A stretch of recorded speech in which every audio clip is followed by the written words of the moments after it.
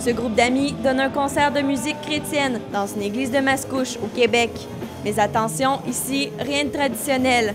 Pour ces jeunes, louer Dieu et Jésus peut se faire par le rock, le punk ou même le métal. Ils font ce qu'on appelle de la musique white, ou sans paroles violentes. À travers le rythme musical soutenu, ils transmettent un message d'espoir. Pour moi, la musique, c'est vraiment la façon de vraiment exprimer ta plus grande passion, tu sais. Tout le monde, dans le fond, ils font de la musique pour exprimer ce que eux les passionne. Puis moi, ben c'est Dieu, c'est Jésus. La même gaieté ne règne pas dans toutes les églises francophones de l'Est d'Ottawa.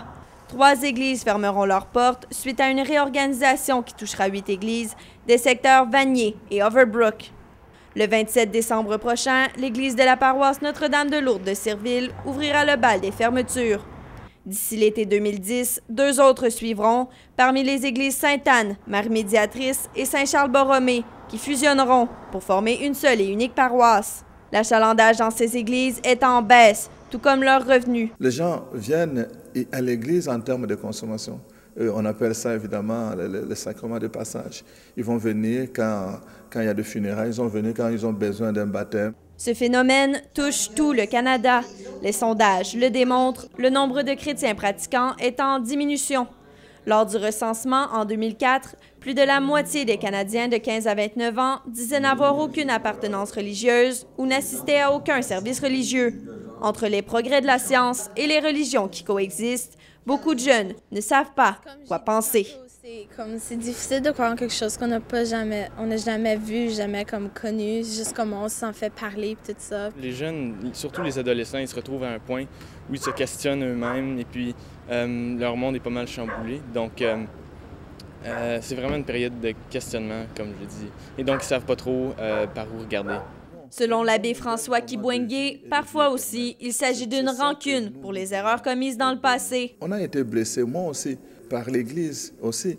L'histoire est en train de nous montrer, parfois même les pères spirituels nous déçoivent. Il faut redécouvrir le vrai Jésus et non pas le prêtre. Et parfois, malheureusement, on peut devenir un obstacle à cette découverte de Jésus. Pour ce pasteur, c'est justement l'interprétation de la religion qui est l'obstacle majeur. Le problème de la religion, en guillemets, c'est qu'elle n'a pas enseigné comme il faut. Et ça, c'est une erreur. Elle n'a pas enseigné la vérité. Elle a enseigné ce qu'elle croyait. Mais pour cette jeune fille, c'est une question d'intérêt et de mode de vie. Je sais pas, il me semble que les messes sont pas mal longues, répétitives. C'est juste mon opinion, c'est comme si ça a toujours été fait. Mais il devrait peut-être faire quelque chose de nouveau. Est-ce que tu irais à ces messes-là? Je sais pas, peut-être. Ça dépend, si j'ai le temps. L'abbé François est en faveur d'une adaptation de l'Église à la situation actuelle, à ce monde haute vitesse, et ce, avant qu'il ne soit trop tard. Cet événement de réaménagement, c'est une occasion vraiment de réfléchir sur cette nouvelle façon de faire Église, où il faut laisser une place aux jeunes, parce que pour moi, c'est vraiment l'avenir de l'Église qui est en jeu. De nos jours, l'Église vise à rejoindre plus de gens, entre autres en organisant des soirées d'évangélisation des jeunes où l'on joue de la musique white.